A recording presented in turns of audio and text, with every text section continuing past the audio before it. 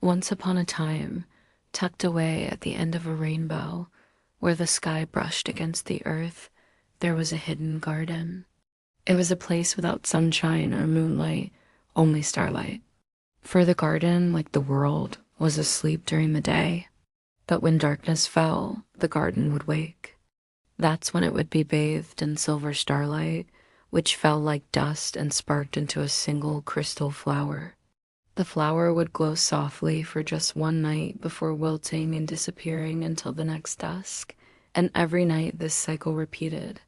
Now, the very first night the crystal bloom had appeared, something incredible happened.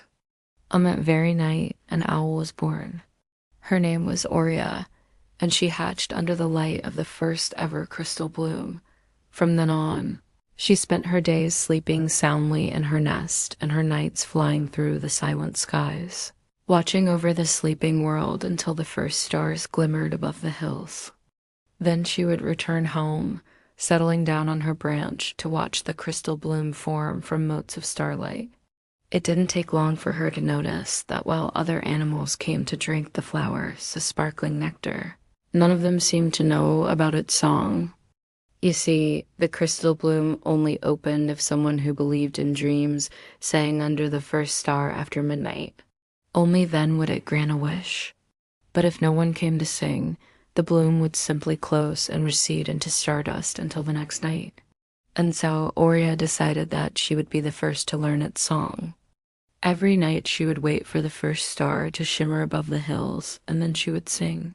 Only, well, she couldn't sing. Aurea could make no sound at all. Yet she wanted so badly to be the first to sing to the crystal bloom. So she tried and tried, but all that came out was a croak. And with every croak, the crystal bloom wilted a little more. Aurea watched in horror as her efforts to revive the flower only caused it to shrink. She knew that if she failed to awaken the bloom, it would disappear completely, leaving nothing but dust behind.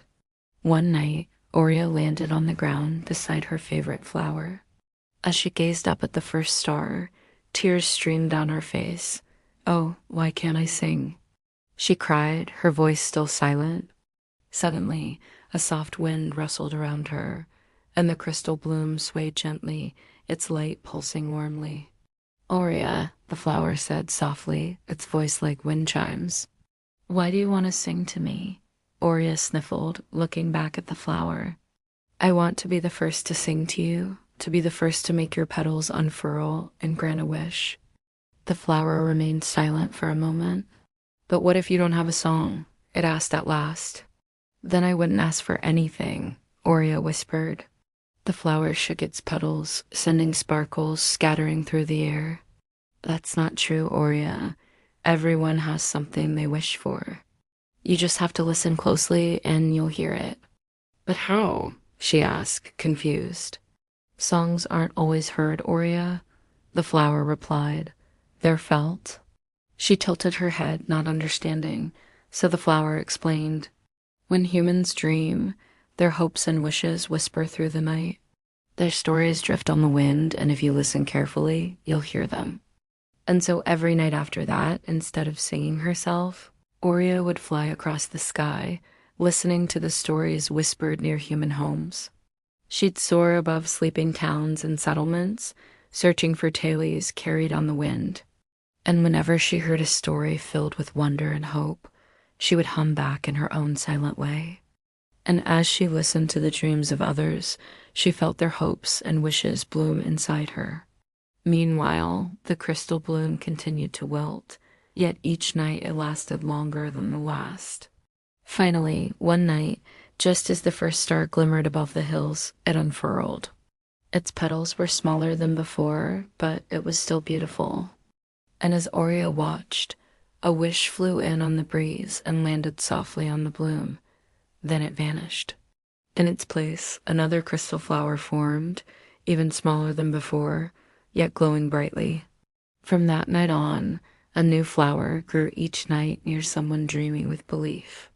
And though Aurea never sang a note, she was the first to greet the dawning light on each blossom, becoming the guardian of their quiet hopes. As for the flower that had taught her this, it disappeared completely. But every night when Oria heard a hopeful story and hummed along, she knew that somewhere nearby, the first flower was blooming anew. Now, I know what you might be thinking. Why did the flower teach Oria this? Well, you see, the flowers had a secret worry.